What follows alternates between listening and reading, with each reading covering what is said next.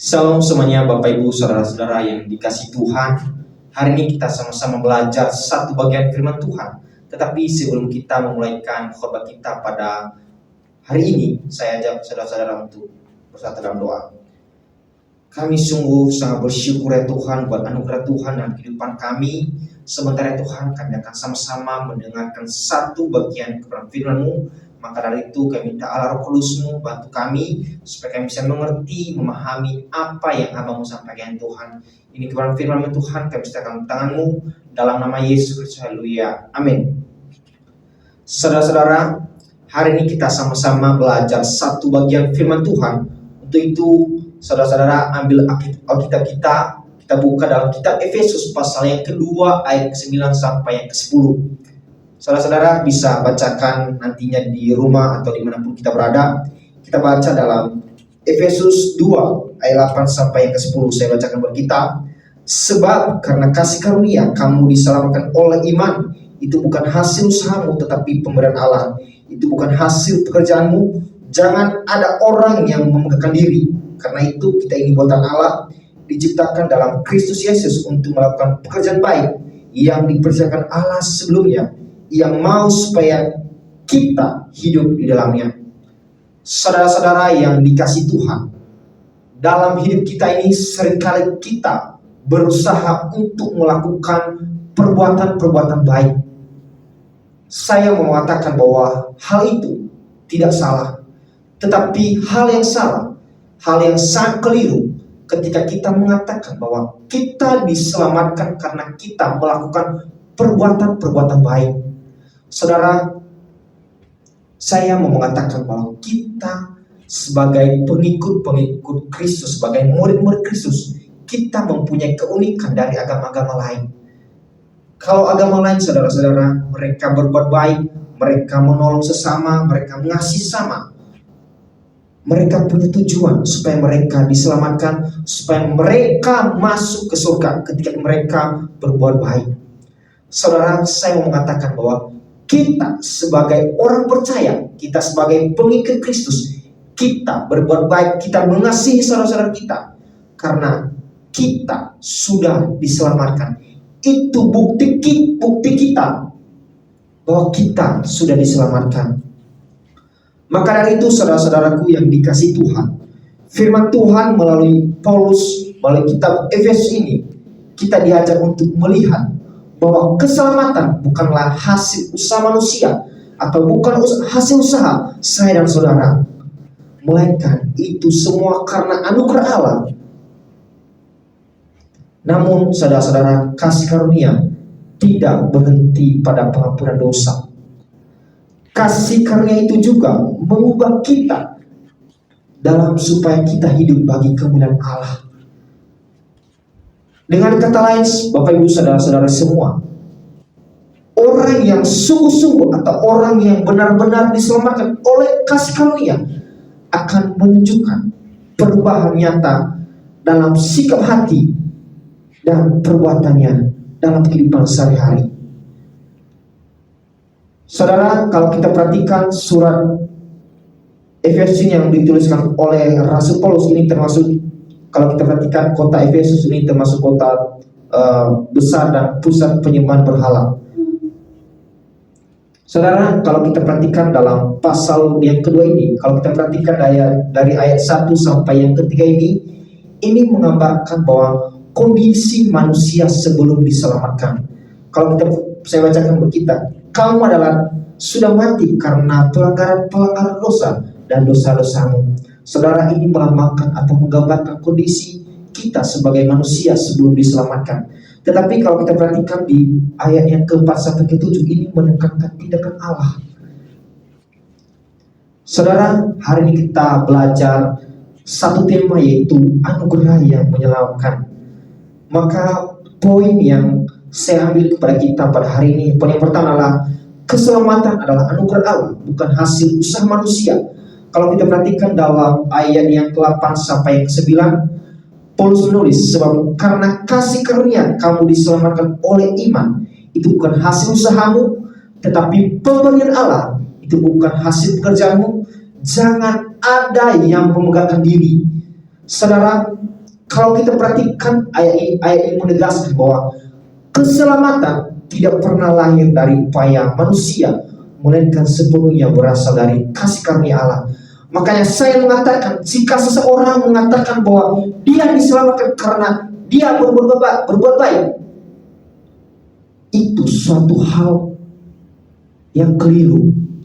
Ketika kita mengatakan hal yang demikian, saudara, kita sebagai manusia, kita ini sudah mati secara rohani karena dosa-dosa kita. Kita tidak mampu menolong diri kita sendiri, tetapi hanya Allah. Maka dari itu Allah berinisiatif datang untuk menebus kita melalui Yesus Kristus. Bahkan saudara-saudara, iman sekaligus yang kita miliki itu pun sarana yang Allah berikan agar kita menerima kasih karunia itu.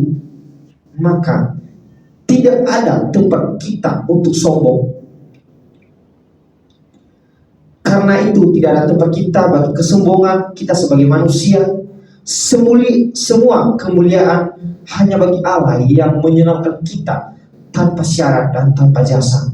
Saudara, saya juga mengatakan bahwa meskipun kita semua mendengarkan Injil dan kita semua diundang untuk menerima Kristus dan keselamatannya, dan dengan sungguh-sungguh kita dipanggil untuk menerimanya, tetapi satu hal yang kita harus mengerti, saudara-saudara, sebenarnya anugerah tidak bersifat universal, tetapi bersifat partikular, yang artinya hanya kepada orang tertentu, yaitu yang dikaruniakan hanya kepada kaum pilihan Allah. Maka kasih karunia hanya didapatkan oleh orang-orang pilihan Allah, mereka yang dipilihnya di dalam Kristus untuk beroleh keselamatan. Saudara, bayangkan seorang yang tenggelam di dalam laut, dia kehabisan tenaga dan hampir mati. Lalu datang seorang penyelamat yang melompat ke laut dan mengangkat orang tersebut ke permukaan air. Saudara, setelah diselamatkan orang itu, ia tidak mungkin berkata, "Aku menolong diriku sendiri," melainkan dia berkata dan dia bersyukur ada tangan yang menolongnya. Demikian juga keselamatan kita. Allah yang penuh kasih menurunkan tangannya, menarik kita keluar dari kedalaman dosa yang kita lakukan. Maka aplikasinya dalam kehidupan kita, dalam poin yang pertama adalah, kalau keselamatan adalah anugerah Allah, maka kita harus hidup dengan kerendahan hati. Saya mau mengatakan bahwa kita sebagai penerima kasih karunia, tidak ada tempat kita untuk sombong. Melainkan kita mempunyai kerendahan hati karena kita sadar bahwa kita diselamatkan pun karena kasih karunia Allah, dan kita juga penuh dengan ucapan syukur kepada Tuhan bagaimana Tuhan menyelamatkan kita. Kita tidak lebih baik dari orang lain. Saudara, saya mengatakan bahwa seringkali kita mengatakan bahwa kita lebih baik dari orang lain. Tetapi kalau kita sadar bahwa kita sama-sama penerima anugerah Allah, maka kita akan tidak mengatakan hal demikian, tapi kita mengatakan kita sama-sama dalam penerima anugerah Allah. Maka poin yang kedua adalah keselamatan memperbarui hati manusia di dalam Kristus. Ayat ke-10a, Paulus melanjutkan, karena kita ini buatan Allah, diciptakan dalam Kristus Yesus. Saudara, kata buatan Allah di sini adalah menggambarkan bahwa kita adalah hasil karya tangan Tuhan sendiri. Setelah kita diselamatkan Allah, maka Allah memperbaiki hati dan arah hidup kita. Hati yang dulunya dikuasai oleh dosa, kini kita dibentuk untuk mengasihi kebenaran. Hati yang tulus, keras, kini menjadi lembut dan taat pada kehendaknya. Saudara, kasih karunia, kita harus bertahu bahwa kasih karunia tidak hanya mengampuni dosa, tetapi juga mengubah batin dan dari dalam. Saudara, Allah bekerja memperbaiki hidup lama kita, manusia lama kita yang penuh dalam dosa, melainkan Ia membangun kembali manusia batinnya yang baru dengan nilai, keinginan dan tujuan yang selaras dengan Kristus. Betapa besar kasih Tuhan dalam kehidupan kita, saudara-saudara. Bagaimana Ia memberi hati kita yang dulunya cinta dosa, tetapi karena kasih karunia Ia membangun kita kembali untuk lahir baru. Saudara, kalau kita perhatikan seorang pemahat, dia mengambil sepotong kayu yang kelihatan tidak berharga.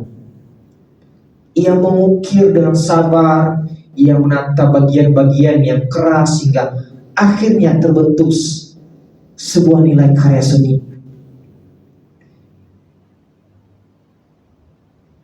Kayu itu ketika sudah dipahat dengan bagus, dengan baik, kayu itu tidak bisa membentuk dirinya sendiri, saudara. Kalau kita perhatikan, kalau kayu itu sudah bagus, tentu dia tidak bisa membentuk dirinya sendiri. Tapi semua itu hasil karya pemahat. Begitu juga Allah dalam kehidupan kita.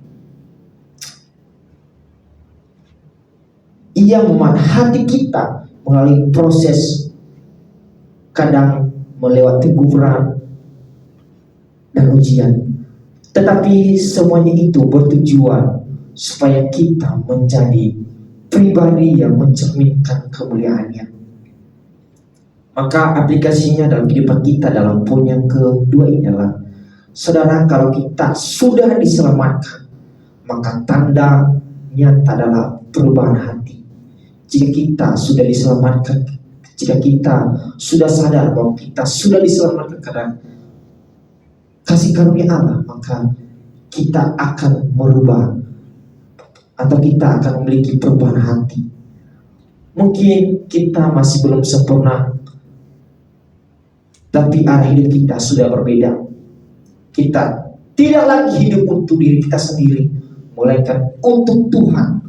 Setiap hari marilah kita berdoa, membangun relasi dengan Tuhan, dan teruslah perbarui hati agar hidup saya dan saudara memancarkan kasih Allah. Maka poin yang ketiga adalah keselamatan mendorong kita untuk hidup dalam pekerjaan baik. Kalau kita perhatikan dalam ayat yang ke-10, Paulus menutup bagian ini dengan berkata, diciptakan dalam Kristus Yesus untuk melakukan pekerjaan baik yang dipersiapkan Allah sebelumnya. Ia mau supaya kita hidup di dalamnya. Saudara, perbuatan baik bukanlah syarat kita untuk diselamatkan. Seperti yang saya bilang tadi dari awal, bahwa perbuatan baik bukanlah syarat kita untuk diselamatkan, tetapi buah dari kehidupan yang telah diselamatkan. Ini yang saya maksud, bahwa kita sadar bahwa kita sudah diselamatkan, maka kita memiliki buah dari kehidupan, yaitu kita berbuat baik. Orang yang mengalami kasih karunia, jika orang tersebut mengalami bahwa kita adalah penerima kasih karunia, maka kita akan memiliki dorongan dari dalam untuk berbuat baik. Dalam diri kita, kita mempunyai dorongan untuk berbuat baik. Perubahan hati yang dikerjakan Allah menghasilkan perubahan dan perilaku. Bahkan Allah sendiri sudah mempersiapkan setiap kesempatan baik kita. Sungguh besar Allah kita. Dia mempersiapkan setiap tempat baik kita untuk melakukan pekerjaan baik. Kita tinggal melakukan. Tuhan sudah mempersiapkan. Di mana Tuhan mempersiapkan kita untuk melakukan pekerjaan baik? Di rumah kita, di gereja, bahkan di tempat kerja pun, bahkan di sekitar kita, di lingkungan kita, dimanapun kita berada. Disitulah tempat kita untuk melakukan pekerjaan baik. Kasih karunia membuat kita tidak pasif, melainkan aktif membawa terang Kristus kemanapun kita pergi. Saudara, kalau kita perhatikan sebuah pohon yang hidup pasti berbuah. Ia tidak berbuah supaya tetap hidup, melainkan karena kehidupan mengalir di dalamnya. Demikian juga orang percaya, kita tidak berbuat baik supaya diselamatkan, tetapi karena kita sudah hidup oleh kasih karunia Allah. Maka aplikasinya dalam kehidupan kita, di poin yang ketiga adalah mari kita renungkan apakah hidup saya dan saudara sudah menunjukkan buah dari keselamatan itu atau tidak. Atau jangan-jangan kita tidak menyadari bahwa kita sudah diselamatkan. Dan apakah orang lain bisa melihat kasih Kristus melalui sikap kita, perkataan kita, dan tindakan kita? Atau jangan-jangan kita tidak mencerminkan karakter Kristus dalam kehidupan kita? Untuk itu mari kita renungkan. Saudara, pekerjaan baik bukanlah beban kita, melainkan respon terhadap kasih Allah. Melalui hidup kita, dunia seharusnya bisa melihat bukti nyata dari kasih karunia yang telah mengubah hati saya dan hati saudara. Maka kesimpulannya bagi kita pada hari ini, saudara-saudara, kita harus tahu bahwa keselamatan adalah karya Allah. Dari awal sampai akhir kita diselamatkan bukan karena usaha, bukan karena kita berbuat baik, tetapi karena anugerah Allah yang bekerja melalui iman kita. Bahkan iman pun adalah pemberian Allah. Maka kasih karunia itu memperbarui hati kita, menata ulang arah hidup kita, dan mendorong kita untuk menghasilkan buah kebenaran. Maka ingatlah 3 poin ini atau 3 hal ini. Yang pertama tadi adalah keselamatan bukan hasil usaha, tetapi pemberian Allah. Yang kedua, kasih karunia memperbarui hati dan membentuk hidup yang baru. Dan yang ketiga, keselamatan mendorong kita hidup dalam pekerjaan baik sebagai wujud nyata dari iman. Sekian renungan kita pada hari ini. Tuhan Yesus memberkati. Untuk itu mari kita bersatu dalam doa. Kami sangat sungguh bersyukur kepada-Mu ya Tuhan, jika Tuhan menyelamatkan kami karena kasih karunia. Kami sadar ya Tuhan, kami ini adalah penerima kasih karunia-Mu ya Tuhan. Maka dari itu, bantu kami untuk melakukan firman-Mu, apa yang kami dengar, apa yang kami ingat melalui hamba-Mu ya Tuhan. Terima kasih di kehidupan kami serahkan dalam tangan-Mu, dalam nama Yesus Kristus. Haleluya. Amin.